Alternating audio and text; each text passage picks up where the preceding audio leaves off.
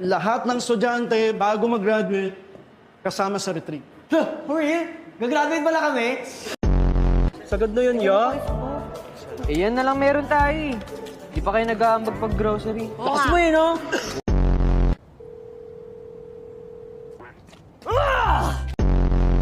Iwan ko na kayo, bahala na kayo mag-catch up kayo. Handa ko na yung dinner, ha? Thank you, tita.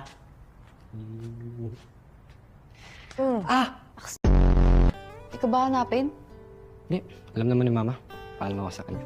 Wow!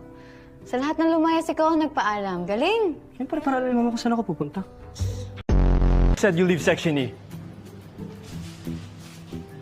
Uy, sabong? Uy, sabong ba yan? Sabong ba yan? Sabong. Magandang chi! Ayaw mo na ba kami makasama, Jay? Kapag tsatsaga naman namin yung kaasiman mo. Kala ko pa naman solid section ni tayo, Jay. Aray ko. Oo nga. Kala ba naman namin? So, dito tayo section ilang titibag? So, Kiefer!